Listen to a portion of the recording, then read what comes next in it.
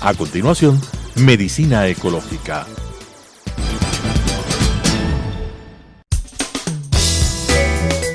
Clasificación A.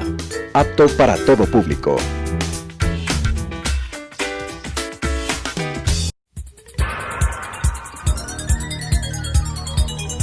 Las opiniones vertidas en este espacio por la producción y dirección del programa son de exclusiva responsabilidad de sus autores y de quienes intervienen en ellos.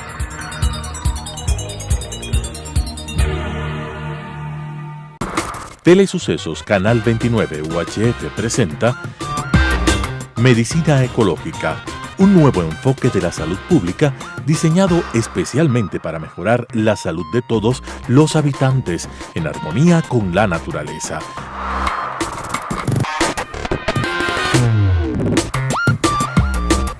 Con la conducción del Dr. Walter Mena Ordóñez.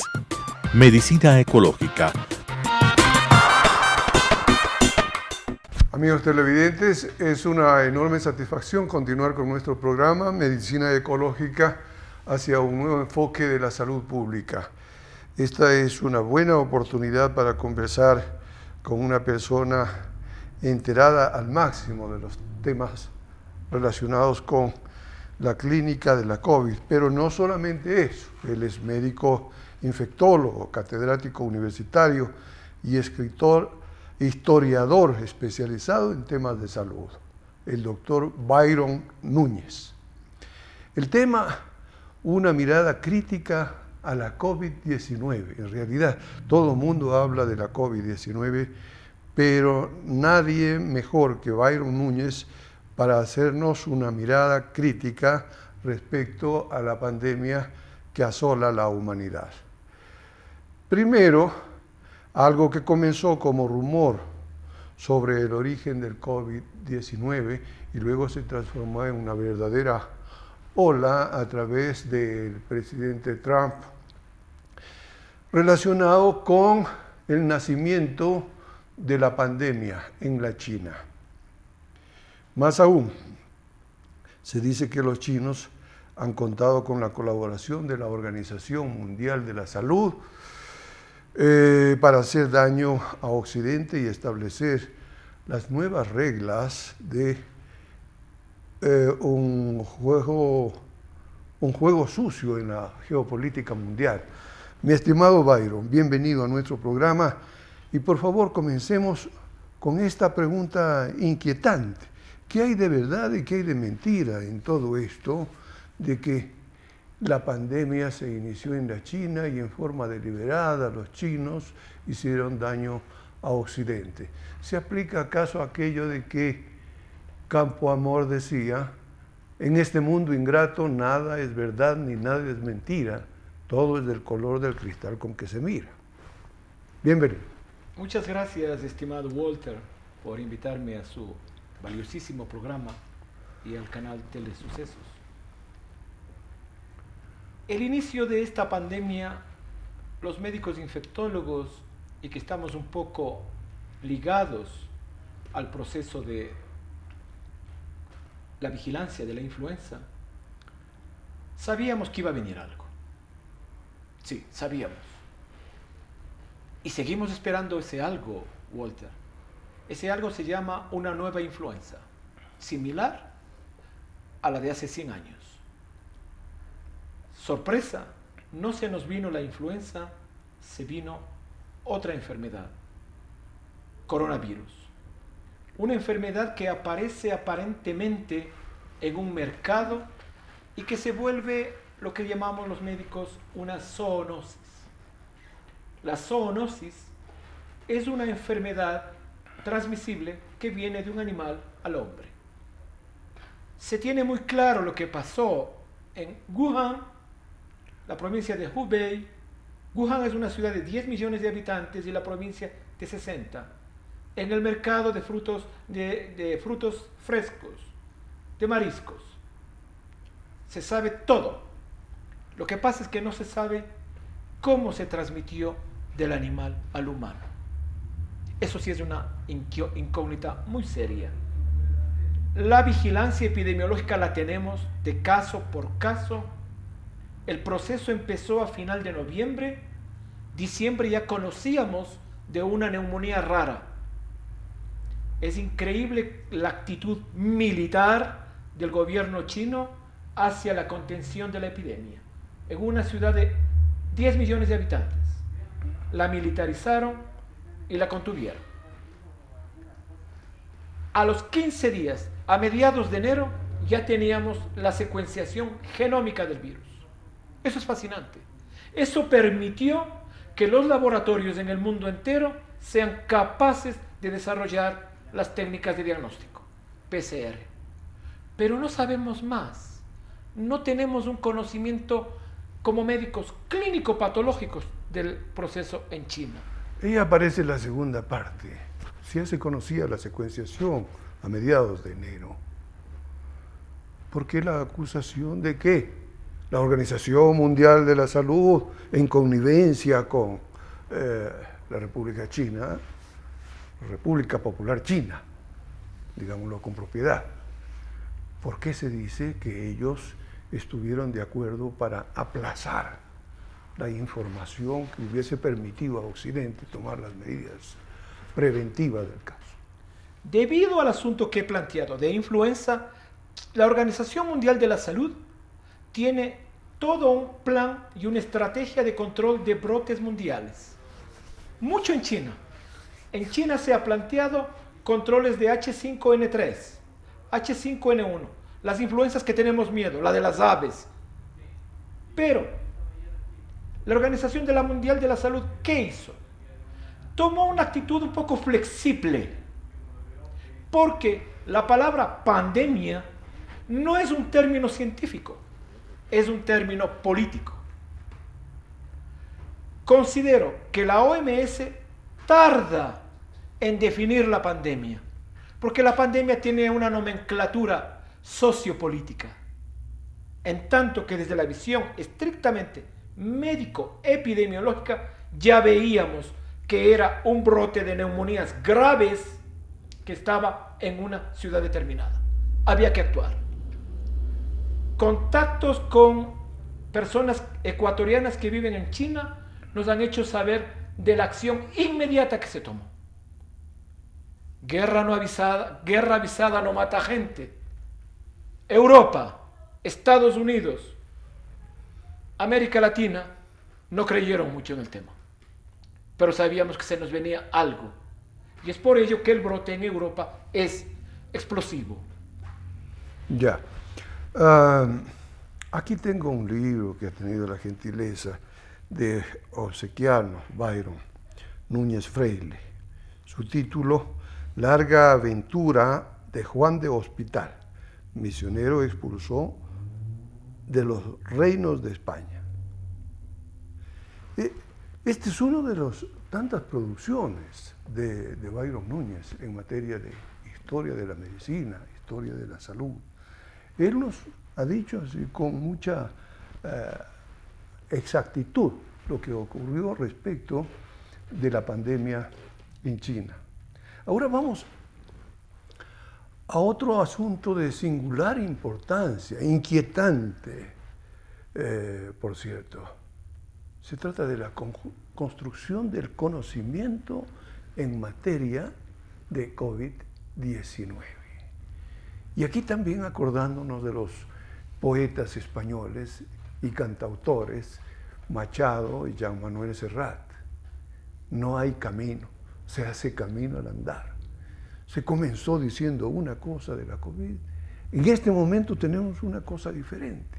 Y no se conoce, como tú lo acabas de decir, a ciencia cierta, qué es lo que ocurre. La pregunta es, ¿se hace camino al andar? Sí. ¿O no hay camino? La ciencia es un constructo social y de vivencias reales. El conocimiento científico en la medicina, por supuesto, de la misma manera. Pero hay un conocimiento histórico previo que sirve mucho. Esta es una enfermedad que hasta el momento no tenemos la certeza de su mecanismo de acción. ¿Qué quiero decir con esto? Esta enfermedad la creíamos que era una neumonía. No la es. es una neumonía más una respuesta sistémica. Y esto es un dato importante, porque la enfermedad se produce a través de la inhalación respiratoria, pero este virus genera una respuesta sistémica mortal. ¿Cuál es la respuesta sistémica mortal? La trombosis, la activación de los capilares, del endotelio. Es una disfunción endotelial. Por eso vamos a tener daños renales, daños cerebrales, daños cardíacos y demás. El conocimiento científico lo empezamos a tener desde el brote en Europa. En Europa empiezan un grupo de médicos italianos a hacer autopsias y a decirnos, miren, está pasando esto, hay trombosis, pero eso no era una neumonía. Literalmente es una neumonía particular, es una enfermedad sistémica con una connotación pulmonar íntegra. Y los médicos sabemos que COVID puede dar un síndrome, una enfermedad leve, moderada, grave o crítica. Mucho depende de las enfermedades preexistentes. Un factor es ese. Se está definiendo últimamente que parece que hay un factor de carácter genético. Se ha visto en un modelo de investigación en gemelos. Pero también hay un factor de carácter de exposición. Se ha descubierto que la carga viral del ambiente, si hay bastantes virus que yo respiro y yo me infecto, la enfermedad será más grave que cuando hay pocos virus. Y este conocimiento que vamos construyendo cada día, de verdad, es un proceso de camino al andar, en donde la ciencia moderna, que por suerte la tenemos moderna, es capaz de hacernos entender en meses lo que está sucediendo. Para entender una enfermedad eran años. Evidencia científica parece plantearse versus evidencia empírica. Monoclonales, remdesivir, versus hidroxicloroquina, ivermectina, en fin, casi 100 medicamentos que se están investigando en este momento. ¿Qué te parece? Walter, tú has dicho algo importante. Cloroquina. El doctor Didier Roux de Marseille, amigo mío, Marsella, Francia, fue el médico que dijo cloroquina para coronavirus. Como catedrático de la universidad hemos enseñado que los antimaláricos, que la cloroquina es un antimalárico, no un antiviral. Yo creí al inicio que era como un inmunomodulador. Yo considero que cloroquina hizo más daño en pacientes que recibieron esta sustancia antes que bien. ¿Por qué? Por el efecto adverso. Los médicos ecuatorianos conocemos que la cloroquina, la quinina, es arritmogénico y por lo tanto era difícil esperar que haga bien en personas añosas con enfermedades previas, hipertensos, y provocaron muchas arritmias y murieron. De la misma manera, los antivirales para el VIH. Pero fue una respuesta ante la necesidad de hacer algo. Y esa respuesta nace de la metodología científica, del conocimiento previo de otras sustancias y que de manera empírica, porque la ciencia nace del empirismo inicialmente, nace de la construcción de ideas, empezaron los médicos a usar. La metodología científica, la medicina basada en pruebas o evidencias, nos ha demostrado con el paso del tiempo que pocos son las sustancias que están sirviendo. Y un estudio hecho por un grupo británico, Recovery, este estudio que demuestra que un fármaco que vale 5 centavos disminuye la muerte en este tipo de enfermos. Estoy hablando de los derivados de la cortisona, la prednisona y la dexametasona. Ya. Vamos a lo siguiente, ¿no? La construcción del conocimiento no solamente queda en las diversas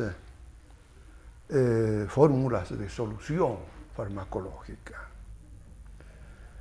También se ha aprendido y enormemente en torno a la epidemiología. Se ha aprendido que la contención, esta es una palabra clave, es decir, el identificar, diagnosticar, después controlar, aislar o mantener a la persona en el domicilio, dándole tratamientos paliativos, es fundamentalmente la solución, ¿no es cierto? En esta primera fase, la fase de contención. Pero aquí viene un ejemplo y una pregunta concreta. ¿Qué mismo trajo el alcalde de Quito? ¿Fue prueba rápida? ¿Fue PCR? ¿Qué demonios trajo el alcalde Yunda para Quito? Yo considero que el Estado ecuatoriano no estaba preparado. Hay una legislación, no hay un código orgánico de la salud. Hay responsabilidades que el Estado orienta hacia la atención sanitaria, pero poco ha hecho el Estado durante estos últimos años en relación a la prevención y promoción.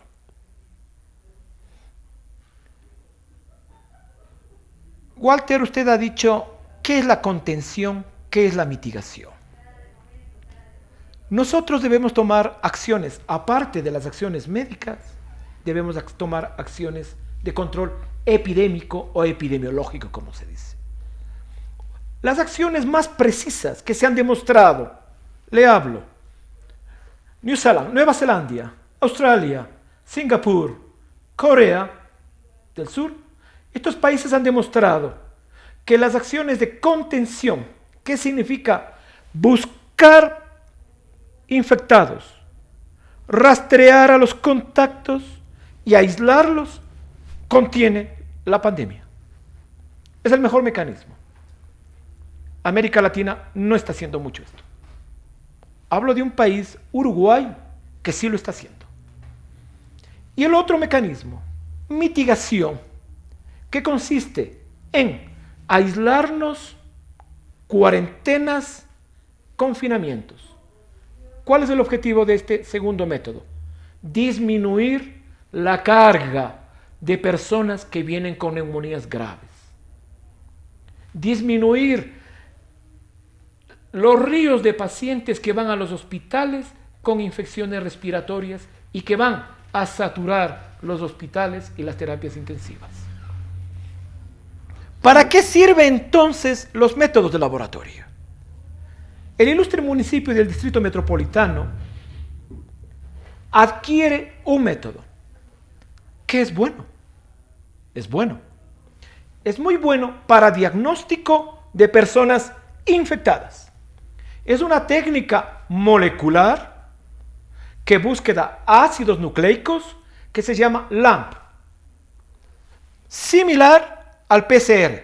Por supuesto, la técnica de reacción en cadena de polimerasa es mejor, pero no hay gran diferencia. Si nosotros podemos usar esta técnica para captar personas sintomáticas predominantemente, sí es útil. Ya. La pregunta es que estamos en un país que todavía no sabemos quiénes deben hacer las cosas. ¿Y eso a qué lleva? A que todavía no sabemos quiénes van a vacunar. La infraestructura de salud no estaba preparada ni aquí ni en el mundo entero, ¿no? Colapsó. Las estadísticas nos indican claramente que un 88 y 99% se autoatendió con ayuda de los servicios públicos, de agentes de salud institucionales, digámoslo así, de modo general. Y que 1 y 2% de los contagiados se atendieron en los hospitales. Particularmente quedaron colapsadas las unidades de cuidados intensivos. ¿Vale un sistema nacional de salud concebido en esos términos? De verdad, el Ecuador no estuvo preparado. No estuvo preparado en todo sentido. Vemos que la gestión sanitaria al inicio del proceso no tuvo una orientación adecuada. En mi opinión, como catedrático, el paciente chino, el primer paciente que llega de China, de la misma provincia, en mi opinión tenía coronavirus. Pero, ¿por qué no estuvimos preparados? Por obvias razones. Los recursos sanitarios, los dineros para los sistemas de salud, no son suficientes. Teníamos una unidad de terapias intensivas en Quito de aproximadamente 125 camas. Necesitábamos 450 camas para tener una capacidad de respuesta a el exceso de pacientes con neumonías graves que iban a llegar a los hospitales. El ministerio, ¿qué ha hecho? Ha fomentado el desarrollo. Se ha duplicado las camas de terapia intensiva. Es decir, sí ha existido una respuesta. Lo que pasa es que este virus, 80% de la población le da una gripecilla o casi nada. Aproximadamente a un 20% le da una enfermedad respiratoria. Y de este 20%, la mitad necesita ir a hospitales. Claro, ahí hay un problema, que los que van al hospital, que sean 20, 15%, ¿no es cierto?, de ellos, un 5 o 1% pasa a cuidados intensivos y a casos graves, ¿no? Pero este 1% de los enfermos, de los contagiados con coronavirus que fueron a cuidados intensivos, no solamente en el Ecuador, sino en el mundo, un 80% falleció, solo un 20% se salvó. ¿Qué hacer con el objeto de que esto cambie, obviamente, ¿no? Una mortalidad extremadamente elevada. Yo sé que ha cambiado, tú lo has dicho realmente, ha cambiado mucho desde que comenzó la pandemia hasta ahora. Pero ¿qué hacer específicamente para que el sistema hospitalario y las unidades de cuidado intensivo cumplan un papel más eficiente en una pandemia de esta naturaleza? Yo considero que en el Ecuador, y por lo que he visto en los hospitales que hemos estado, la respuesta científico-médica, en especial de los sanitarios, todos, desde el auxiliar de camilla hasta el médico tratante, ha sido heroica, doctores. La mortalidad en el escenario nuestro es alrededor de un 50% en las terapias intensivas. Cada vez es menor. Por supuesto, las propuestas terapéuticas son mejor orientadas. Pero hay una cosa que es real. Este virus sí tiene un efecto patogénico muy grande. Muy grande. Un dato importante es que este virus, como neumonía grave, justifica una hospitalización de promedio 3 semanas. ¿Qué enfermedad hace eso? Es por eso que se nos saturaron. Llegaban los pacientes, pero no salían. Y es allí cuando tenemos que enfrentarnos a enfermos que no esperábamos que iban a tener tanta gravedad. Pero se están planteando tratamientos nuevos, se están planteando tratamientos óptimos y ya demostrados que van a disminuir esa mortalidad. Y los mismos médicos dicen, ahora se mueren menos los mismos pacientes. Hay un desarrollo. En ese camino al andar de Machado, estamos yendo por buen lado. Excelente, excelente. Para ir terminando esta interesantísima, agradable entrevista con Byron, vamos a un aspecto crucial de este momento, las vacunas. Se investigan al fragor de lo que podríamos llamar una gran batalla librada entre transnacionales farmacéuticas, las universidades, los gobiernos, la Organización Mundial de la Salud, para tener lo antes posible una solución segura y suficiente. La batalla adquiere ribetes de una singular y nueva Guerra Fría. ¿Cuál es tu punto de vista respecto a esto? Fría desde la perspectiva del mundo financiero. Es evidente, las bolsas de valores de los laboratorios están jugándose por las vacunas. Una vacuna debe tener 3 causas. Debe ser inmunogénica, es decir, que sea eficaz, que genere anticuerpos, que nos prevenga. Debe ser segura, que no haga daño, porque si hace daño. Y debe ser asequible, que sea barata, que pueda colocarse, porque vamos ahora a colocar millones de vacunas. No es 4 vacunas. Por lo tanto, yo creo que el mundo debe llegar a un acuerdo social. Como usted bien ha dicho, Walter, universidades, laboratorios y demás, financieras, un acuerdo social que haga que estas vacunas los ciudadanos del mundo tengan acceso y tengan un acceso equitativo, igualitario. Estimado Byron, te agradezco enormemente por tu excelente participación, por tu clarísima exposición. Es evidente que en materia de vacunas se deja de lado la salud y se privilegia el lucro. En todo caso, amigos televidentes, como ya lo hemos repetido acá, y está de acuerdo mi amigo Byron Núñez, se hace camino al andar. Al andar se hace camino y al volver la vista atrás, verás la senda que nunca has de olvidar. Has de olvidar. La senda que nunca has de olvidar. Amigos televidentes, gracias por la atención y hasta la próxima oportunidad. Muchas gracias.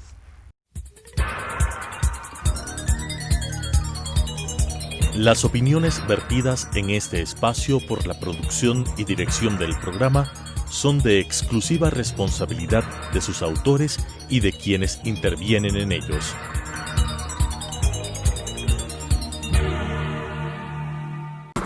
Telesucesos Canal 29 UHF presentó Medicina Ecológica, un nuevo enfoque de la salud pública diseñado especialmente para mejorar la salud de todos los habitantes en armonía con la naturaleza.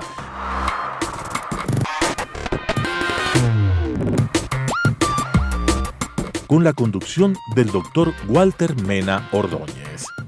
Medicina Ecológica,